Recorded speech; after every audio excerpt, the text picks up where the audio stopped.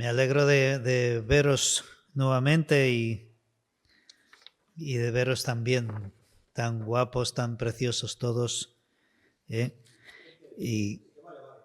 Sí, en el Señor todos somos preciosos y todos somos valiosos, tanto como para dar su vida por nosotros en la cruz. Así es que valemos mucho para el Señor. Pues estoy contento de estar nuevamente aquí y de continuar con Isaías y ver también cómo la Iglesia va creciendo en dones. Gracias, Emanuel, por la palabra compartida. La mía no va a ser tan bonita hoy porque son palabras duras las que vamos a leer en esta mañana, aunque para digamos, no dejar un tanto regusto, vamos a leer, aunque estaremos meditando en los dos capítulos, vamos a leer el 58 y vamos a leer la parte final del 59. No vamos a leerlo todo para extendernos tanto, pero sí estaremos meditando en los dos capítulos. Y después de leerlo, pues vamos a hacer una oración para que el Señor continúe hablándonos con su palabra. Dice así, capítulo 58, verso 1. Clama a voz en cuello, no te detengas, alza tu voz como trompeta y anuncia a mi pueblo su rebelión y a la casa de Jacob su pecado. Que me buscan cada día y quieren saber mis caminos, como gente que hubiese hecho justicia y que no hubiese dejado la ley de su Dios. Me piden justos juicios y quieren acercarse a Dios. ¿Por qué dicen, ayunamos y no hiciste caso, humillamos nuestras almas y no te diste por entendido? He aquí que en el día de vuestro ayuno buscáis vuestro propio gusto y oprimís a todos vuestros trabajadores. He aquí que para contiendas y debates ayunáis, y para herir con el puño inicuamente. No ayunéis como hoy, para que vuestra voz sea oída en lo alto. ¿Es tal el ayuno que yo escogí? Que de día aflija el hombre su alma, que incline su cabeza como junco, y que haga cama de cilicio y de ceniza. ¿Llamaréis a esto ayuno y día agradable al Señor? ¿No es más bien el ayuno que yo escogí, desatar las ligaduras de impiedad y soltar las cargas de opresión y dejar libres a los quebrantados y que rompáis todo yugo? ¿No es que partas tu pan con el hambriento y que a los pobres errantes albergues en casa, que cuando veas al desnudo lo cubras y no te escondas de tu hermano? Entonces nacerá tu luz como el alba, y tu salvación se dejará ver pronto, e irá tu justicia delante de ti, y la gloria del Señor será tu retaguardia. Entonces invocarás y te oirá el Señor, clamarás y te dirá Él, heme aquí, si quitares de en medio de ti el yugo, el dedo amenazador y el hablar vanidad, y si dieres tu pan al hambriento y saciares tu alma afligida, en las tinieblas nacerá tu luz y tu oscuridad será como el mediodía. El Señor te pastoreará siempre y en la sequía saciará tu alma y dará vigor a tus huesos y serás como huerto de riego y como manantial de aguas cuyas aguas nunca faltan. Y los tuyos edificarán ruinas antiguas, los cimientos de generación en generación levantarás y serás llamado reparador de portillos, restaurador de calzadas para habitar. Si retrajeres del día de reposo tu pie, de hacer tu voluntad en mi día santo, y lo llamares delicia, santo, glorioso del Señor, y lo venerares, no andando en tus propios caminos, ni buscando tu voluntad, ni hablando tus propias palabras, entonces te deleitarás en el Señor.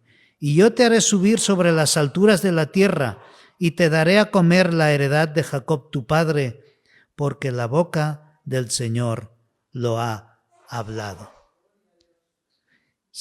Vamos ahora a dar un pequeño salto y vamos a ir hasta el verso 19 del capítulo 59. Dice: y temerán desde el occidente el nombre de Jehová, y desde el nacimiento del sol su gloria, porque vendrá el enemigo como río, mas el Espíritu del Señor levantará bandera contra él. Y vendrá el Redentor a Sión, y a los que se volvieren de la iniquidad en Jacob, dice el Señor, y este será mi pacto con ellos, dijo Jehová, el Espíritu mío que está sobre ti, y mis palabras que puse en tu boca no faltarán de tu boca, ni de la boca de tus hijos, ni de la boca de los hijos de tus hijos, dijo Jehová, desde ahora y para siempre. Gloria al Señor. Gracias, Señor, por estas palabras con las que tú nos hablas, Señor. Como dijo el apóstol Pablo, Señor, toda la Biblia es inspirada, Señor, por ti. Y con ella, Señor, tú nos redarguyes, tú nos enseñas, tú nos instruyes.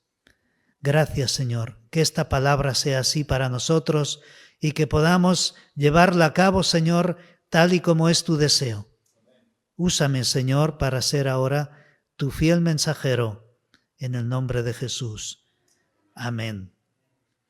Amén. Pues empezamos con palabras duras en esta mañana, pero a veces necesitamos escucharlas.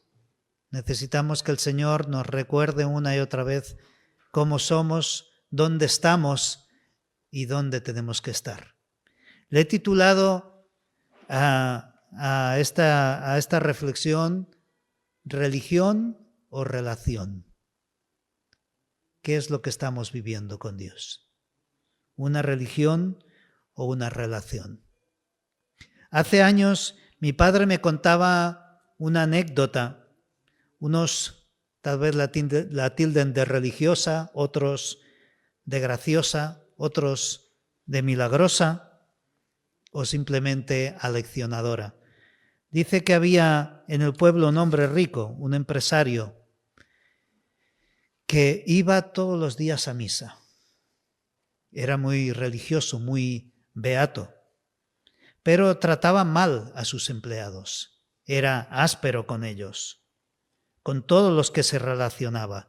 Pero cuando llegaba a la iglesia, tras cruzar las puertas de la iglesia había un gran crucifijo al cual él se inclinaba y le besaba los pies con devoción. Y así un día y otro día y otro día. Hasta que aquella imagen le habló y le dijo: «¿Qué suerte tienes, Manolo?». Se quedó, que así se llamaba el hombre, y se quedó todo sorprendido. Primero sobresaltado, pero después: ¿por qué? ¿Por qué dices eso, mi Señor? A lo que el Cristo le volvió a responder y le dijo: «Tienes suerte de que tengo los pies clavados en esta cruz, porque si no te hubiera dado ya una patada en los morros, porque eres un falso». Y quede aquí esta anécdota para simplemente reflejar lo que en esta mañana quiero que reflexionemos, a lo que nos habla este pasaje, y que cuando lo veamos, lo que está diciendo al pueblo de Israel, nos miremos a nosotros mismos y pensemos, como dije al principio, si estamos viviendo una vida simplemente religiosa, si necesitamos hacer todavía algunos cambios. Por eso lo he titulado así. Y lo voy a ir desarrollando con una serie de preguntas, ya que el mismo título ya nos desafía con una pregunta. El texto también hemos leído varias preguntas. Preguntas que aquellos hombres se hacen y preguntas que el Señor también les hace. La primera de ellas, que tal vez podía reflejar lo que pensamos nosotros a veces. ¿Por qué Dios no me escucha? ¿Te lo has planteado alguna vez? Es decir, si yo estoy orando y estoy pidiendo esto, ¿y por qué el Señor no me dice nada? Aquí empieza este pasaje diciéndole el Señor al profeta que hable bien fuerte y que hable bien claro, como una trompeta, dice, para declarar los males que aquel pueblo está cometiendo y deje de hacerse preguntas como la que acabamos de leer. Aquel pueblo, le dice el Señor, que son una panda de religiosos, que son una panda de falsos y que necesitan, insisto, reflexionar. ¿Hay algo malo en buscar a Dios? ¿Hay algo malo en querer saber su voluntad, vivir justamente, seguir su ley, pedir justicia o desear acercarse a Dios? Porque es lo que acabamos de leer aquí acerca de ellos. Y la respuesta es sí. Sí, hay algo malo si todo lo que acabo de mencionar es mentira. Con Dios no podemos fingir. Él nos ve en todo momento. Tampoco podemos servir a otros dioses, y al mismo tiempo pretender servir a Dios. El mismo Señor Jesús dijo, no se pueden servir a dos señores. Acabarás amando a uno más que al otro. Por tanto, no puedes amar a las riquezas y puedes amar a Dios al mismo tiempo. Y eso es lo que hacían ellos, vivían una falsa religiosidad. Iban, hacían sus ritos paganos, estaban ahí ofreciendo sacrificios a Moloch, a Baal y a otros. Estamos llegando al final del libro de Isaías y la última etapa del profeta Isaías fue con Manasés, uno de los peores reyes que hubo en Israel. Y es interesante porque cuando estamos leyendo este pasaje, dice cosas que parecen religiosas, pero al mismo tiempo dice como que están fingiendo, utiliza la palabra como si viviéramos en justicia. Pero realmente no están viviendo así. Dice, como gente que hubiese hecho justicia y que no hubiese dejado la ley de su Dios. Y luego se preguntan, ¿por qué no nos haces caso? ¿Por qué no nos haces caso?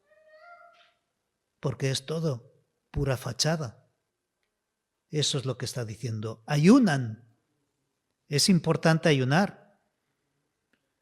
¿Por qué no nos haces caso si estamos ayunando, si estamos afligiendo nuestro cuerpo y nos ponemos ropa áspera y dormimos en camas incómodas durante este tiempo? Durante estas prácticas que hacían también a los dioses paganos, trataban de impresionar a su Dios, a sus dioses para ganar su favor. Y pretendían hacer lo mismo con el Señor, con Jehová. Y el Señor les dice, yo miro vuestro corazón, no miro solamente las obras que pretendéis. ¿Cómo pretendéis que os escuche cuando estáis ayunando para vuestro propio gusto y para vuestro propio beneficio, mientras tanto que estáis oprimiendo a vuestros trabajadores? para contender, para estar debatiendo y para golpear a los demás. Parece un ejemplo tonto, pero os lo voy a decir. Imaginaros que somos un grupo de trabajadores, somos 3 cocineros y entonces yo digo, mira, yo como amo mucho al Señor, mañana cocinar vosotros y hacéis toda la faena vosotros porque yo me voy a ayunar. Yo mañana no comeré, no trabajaré, porque yo amo mucho al Señor, y hacer la faena a vosotros. Yo ya volveré el próximo día y os contaré qué tal me ha ido. Hay peores ejemplos que podemos encontrar, pero va por ahí la cosa. Mira si lo que vas a hacer, Dios te va a estar viendo. Si lo vas a hacer de esta manera, dice el Señor, si ese es el ayuno que pretendes hacer, mejor no lo hagas. Ora, búscame de otra manera, pero te aseguro que así no vas a encontrar respuesta por mi parte. Tampoco el ayuno es para la aflicción de uno, ni para vivir en esa incomodidad, porque dice el Señor que el ayuno tiene que ser agradable. Aunque cuando estamos sin comer, en cierto modo afligimos nuestro cuerpo, pero creo que aquí somos una iglesia que practica el ayuno y practica la oración. Creo que se ha hablado bastante de este tema, pero simplemente reflejar lo que aquí el pasaje nos está diciendo. Y entonces, ¿cómo es el ayuno que quiere el Señor? El Señor quiere, sobre todo este tipo de ayunos, a veces que sean ayunos comunitarios. ¿Y qué quiere decir con ayunos comunitarios? Que no solamente te beneficies tú con el ayuno, sino que se beneficien aquellos que están a tu alrededor. Volviendo al ejemplo anterior de los cocineros, qué diferente sería si dijeras, hoy no voy a comer, pero voy a preparar un plato de comida y se lo voy a dar a aquella persona, a aquel mendigo que todos los días se planta en la puerta del supermercado. Sería muy diferente.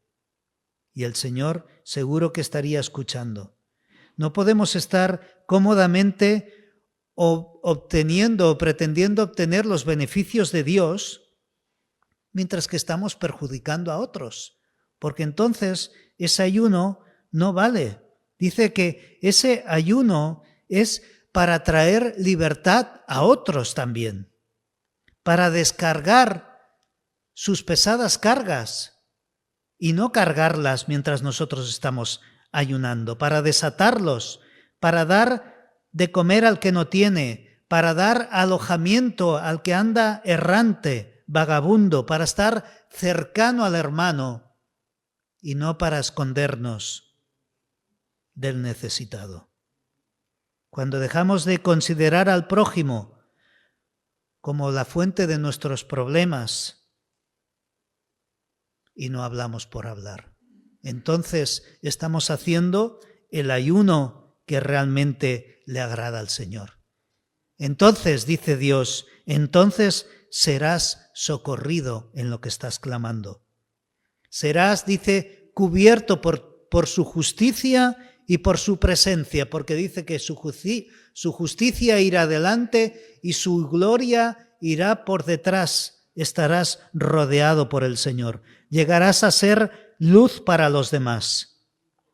Entonces empezaremos a percibir el pastoreo del Señor sobre nuestras vidas y nuestra alma se sentirá saciada y nuestras fuerzas serán renovadas, aunque estemos sin comer, y seremos refrigerio espiritual para otros.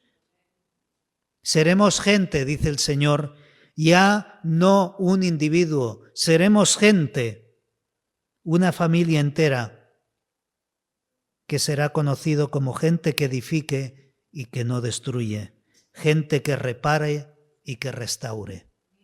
Si vivimos en el ayuno y en la voluntad del Señor. Otra pregunta que se nos plantea aquí es acerca del sábado. ¿Descansar el sábado? ¿Sí? ¿No? ¿Por qué? En el libro de Isaías se hace insistencia acerca del sábado, el día de reposo que los judíos tenían. Hoy día, como cristianos, nos reunimos el domingo, así que podíamos trasladar un poco esto al domingo. La idea es volver siempre a lo mismo. Descansa un día, dice el Señor. Dedica un día exclusivamente para buscar al Señor, para estar celebrándole junto con tu familia. En el Antiguo Testamento encontramos muchas referencias a esto. Trabaja 6 días si quieres, pero dedica un día para buscar al Señor y verás como en la medida en que dejes de pensar en ti mismo y disfrutes de Dios y de su palabra, llegarás a crecer como persona. Tu carácter será fortalecido y Dios mismo te enaltecerá. Dios, dice, está esperando que tú des un paso para Él dar 4 en tu ayuda. Nos acercaremos más a Dios, le buscaremos como Él pide que le busquemos. Y seguimos con el capítulo 59, podéis meditar más en vuestros hogares. Sigue denunciando los pecados de Israel. Y a esta parte le he llamado confesarme. ¿Yo? Claro, como los evangélicos ya no pasamos por el confesionario, ¿verdad? Pues ya no tenemos necesidad de confesar nada. Somos muy listos los evangélicos. Todo esto tiene unas consecuencias. Nosotros miramos a Dios o podemos encontrarnos en la situación de que le estamos mirando como si Él no estuviera haciendo nada. Y no nos damos cuenta de que el problema está en nosotros. De que el problema está en nuestro interior y tenemos que ser capaces de ver lo que estamos haciendo mal.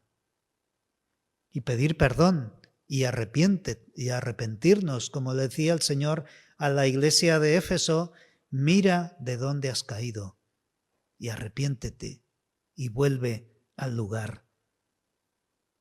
El pecado nos aleja de Dios.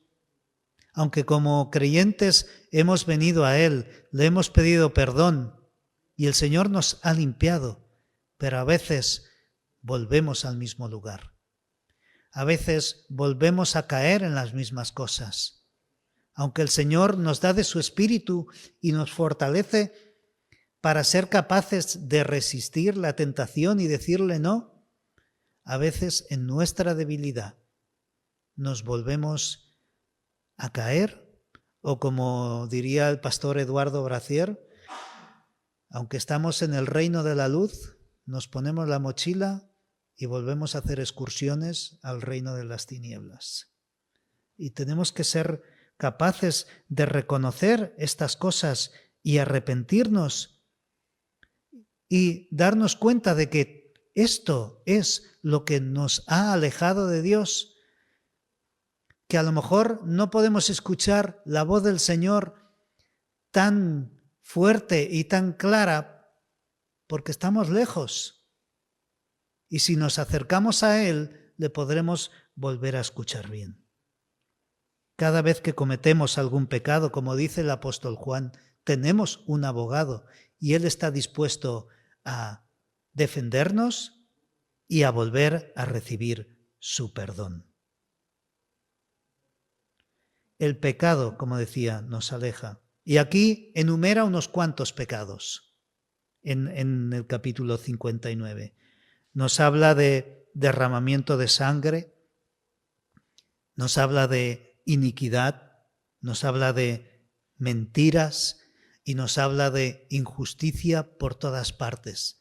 Hasta tal punto había llegado el pueblo de Israel, el pueblo de Judá en este caso, el pueblo que se hacía llamar el pueblo de Dios. Y luego nos quejamos de que nos va mal. ¿Por qué será que nos va mal? Es como poner un criadero de serpientes en el comedor de tu casa.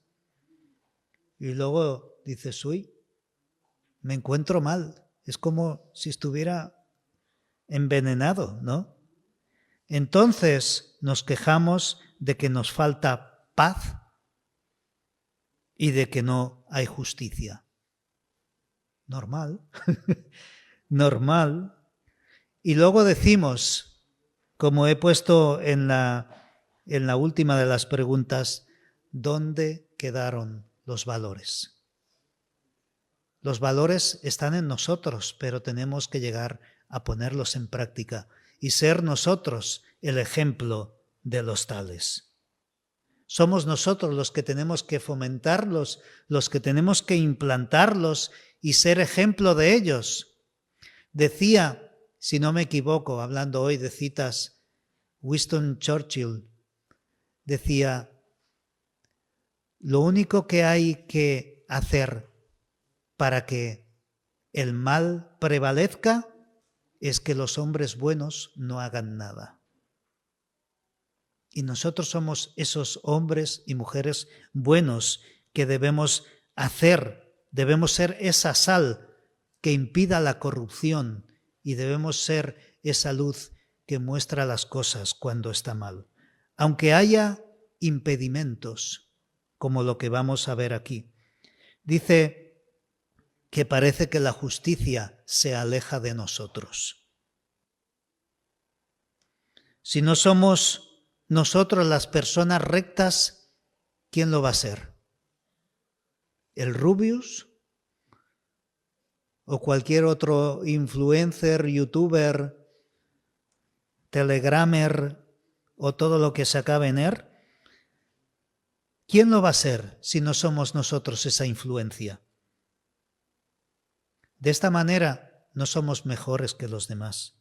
Si andamos igual que ellos y nos comportamos como ellos, ciegos, gruñones o lastimeros. Y lo peor es que si no hacemos nada, esto va multiplicando y va creciendo. Entonces dice aquí el pasaje, cuando el derecho se retira, cuando la justicia se aleja, ya no quiere venir a nuestras ciudades. Cuando se le pone tropiezo a la verdad y no se deja lugar para que venga la equidad. Cuando se acaba deteniendo a la verdad y poniendo en prisión al que se aparta del mal. Entonces no podemos esperar otra cosa que destrucción en ese lugar. Así es que vamos a ir concluyendo. Y he querido incluir en la conclusión la última parte de este pasaje. A pesar de todo lo que acabamos de leer, Dios está dispuesto a venir y ayudarnos. De hecho, Dios actúa siempre así. Estamos en un pasaje o en la última parte de estos capítulos que nos habla acerca de la venida del Mesías. Y aquí encontramos, y lo podemos reflejar en lo que Isaías está diciendo para Israel, pero también para nuestras vidas. Muchas veces el Señor actúa en último lugar. En el último momento, cuando parece que ya no hay más esperanza, podemos levantar nuestros ojos al cielo y ver que la esperanza está en el Señor.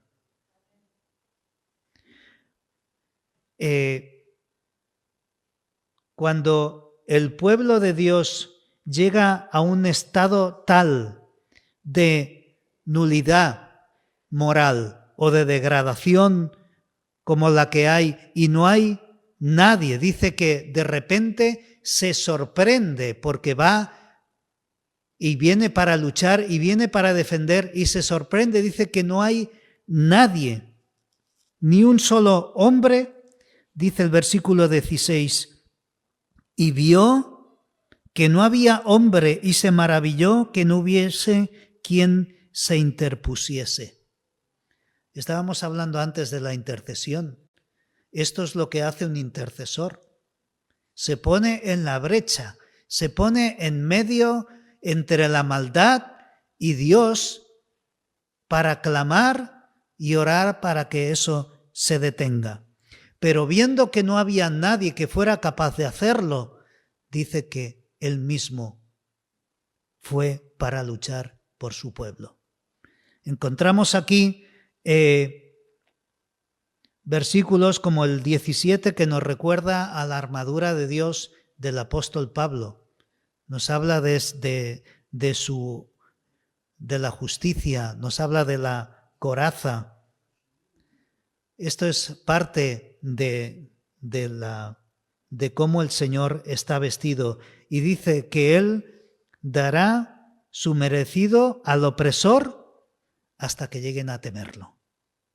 Hasta que teman su nombre y su gloria.